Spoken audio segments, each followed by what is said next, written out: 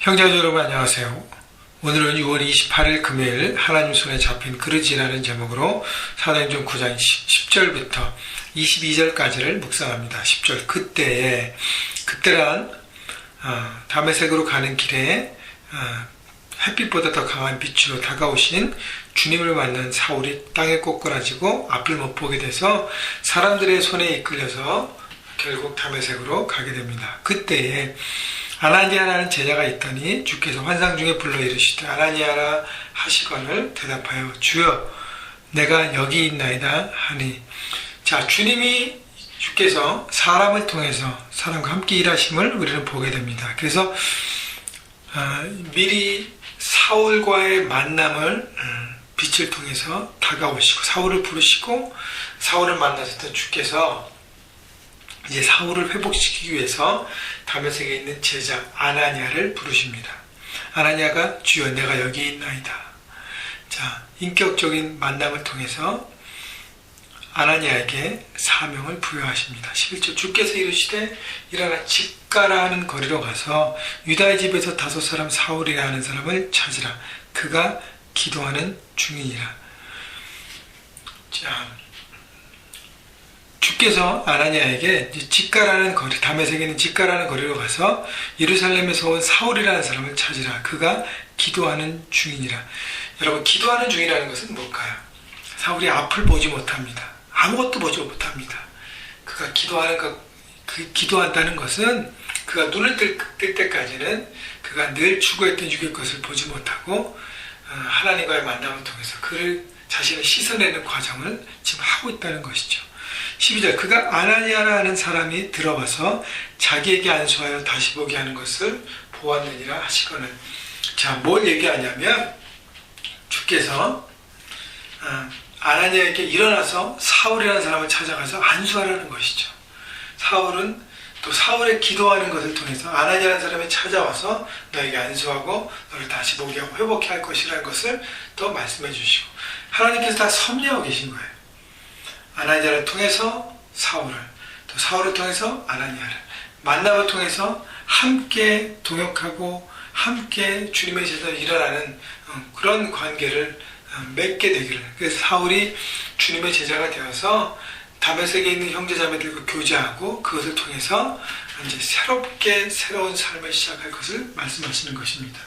자, 그런데요, 13절 아나니아가 대답하여 하되 주여 이 사람에 대하여 내가 여러 사람에게 듣사온즉 그가 예루살렘에서 주의 성도에게 적지 않은 해를 끼쳤다 하더니 여기서도 주의 이름을 부르는 모든 사람을 결박할 권한을 대제사장들에게서 받았나이다 하거늘. 자, 아나니아가 참 성품적으로 좋은 사람이라는 것을 얘기하는 것이 13절에 보면 예루살렘에서 주의 성도에게 적지 않은 해를 끼쳤다.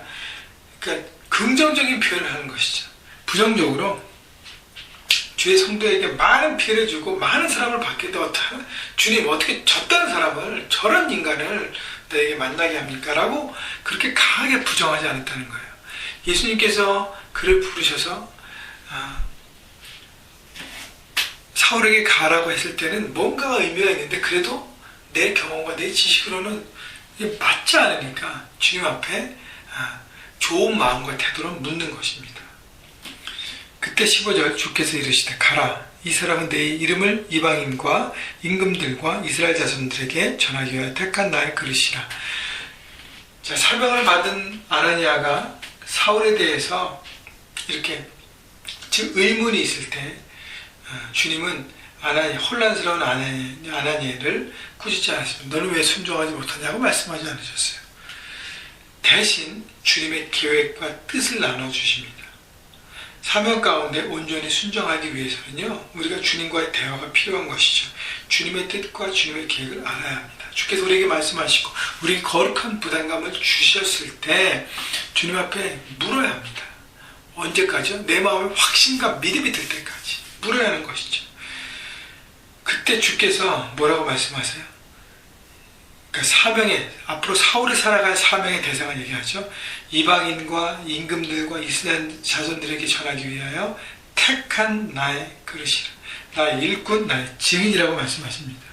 그리고 16절 그가 내 이름을 위하여 얼마나 고난을 받아야 할 것을 내가 그에게 보이리라 하시니 고난 받는 것이 따라온다는 것이죠. 여러분, 주님의 일꾼으로, 주님의 증인으로, 주님의 그릇으로 살아가기 위해서는 반드시 뭐가 따라와요? 고난이 따라옵니다. 왜냐하면 이 세상은 주님을 어게인스트하고 하나님의 뜻을 어게인스트하게 살아가는 삶의 방식이 성공이기 때문에 충돌할 수밖에 없는 것이죠. 그래서 우리가 이 땅에서 삶의 현장에서 증인으로 살아갈 때 고난에 있음을 여러분 깨닫고 삶에 있는 많은 문제들을 믿음 가운데 주님과 함께 통과하시는 여러분 모두가 되기를 바랍니다. 17절 아나니아가 떠나 그 집에 들어가서 그에게 안수하여 이르되 형제 사울아 주곧 내가 오는 길에서 나타나셨던 예수께서 나를 보내어 너로 다시 보게 하시고 성령으로 충만하게 하신다 하니 자 그래서 아나니아가 떠났습니다. 아나니아가 순종했어요.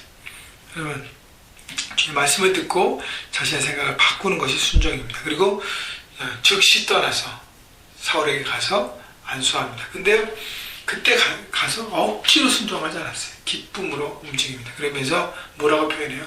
형제 사울아. 이미 주의 말씀을 듣고 주님의 택한 그릇이라는 것을 말씀을 듣고 자신의 마음 품고 그를 받아들입니다. 18절 즉시 사울의 눈에서 비늘과 같은 것이 벗어져 다시 보게 된지라 일하나 세례를 받고 음식을 먹으며 강건하시니라 사울이 다메섹에 있는 제자들과 함께 며칠 있을 때 자 순종하니까 어떻게 돼요? 즉시 기적이 일어납니다. 사울이 눈이 다시 보게 되고 3일 동안 보지 못했던 눈이 다시 보게 되고 그리고 세례를 받고 주님의 제자가 되고 주님의 자녀가 되고 음식을 먹으면서 육신적으로 또 강건해지고 다메섹인 제자들과 함께 며칠 있는 것은 영적인 교제권이 형성되는 것이죠. 그가 그때까지 예수를 박해하는 사람들과 함께 어울려서 어둠에 있었다면 이제 빛으로 나와서 빛의 자녀들과 함께 거하는 것입니다. 여러분 우리가 하나님의 자녀가 돼서 하나님의 자녀들과 함께 교제하고 함께 시간을 보내고 함께 누리는 것이 얼마나 중요한 것이 모릅니다. 그것이 바로 하나님의 자녀들의 해야 되는 일인 것이죠. 자 그리고 20절부터 22절은 같은 맥락인데요. 20절 즉시로 각 회당에서 예수가 하나님의 아들이심을 전파하니 듣는 사람이 다 놀라야 말하되 22절 사울은 힘을 더 얻어 예수를 그리스도라 증언하여 다메섹에 사는 유대인들을 당혹하게 하니라. 사울은 즉시로 복음을 전했습니다. 자신의 사명 가운데 충성했습니다. 순종했습니다. 아마 그 전까지 예수님의 원수로 살았던 것에 대한 얼마나 큰 회개가 있었던 것 같아요. 그래서 그것을 만회하기 위해서 즉시로 각 회당에서 다메섹에 있는 많은 유대인의 회당에서 가서 찾아가서 예수가 하나님의 아들임을 선포합니다. 근데 그 복음을 듣는 사람들의 반응은 놀라고 당혹스러운 것이 왜냐하면 지금 대제사에게 권한을 받고 여기 예수 믿는 사람을 살출하러 온 사람이 복음을 전하니까 당혹했습니다. 이것이 바로 사울의 삶에 고난이 오게 되는 서박이 오게 되는 것이죠. 여러분, 자 하나님의 택한 그릇이 어떻게 하나님의 사람으로 되어지는 과정들을 보게 됩니다. 우리가 예수를 믿을 때 이렇게 극적인 방법도 있고 인격적으로 자연스럽게 되는 과정이 있고 다 다릅니다. 중요한 것은 주님과의 만남을 통해서 우리 모두는 사명을 받아야 한다는 것이죠. 그 사명을 따라 삶의 현장에 살아가야 하는 것입니다.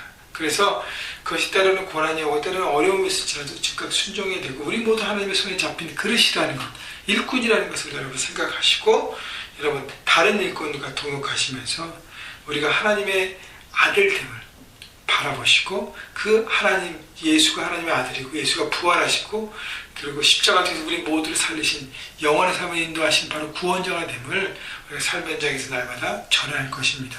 여러분 오늘도 삶의 현장에서 증인으로 사울처럼 당당하게 살아가시는 또 아나니아처럼 주님의 뜻에 순종함으로 기적을 일으키고 기적을 보게 되고 기적을 나누는 이런 모두가 되시기를 주님의 이름으로 축복합니다.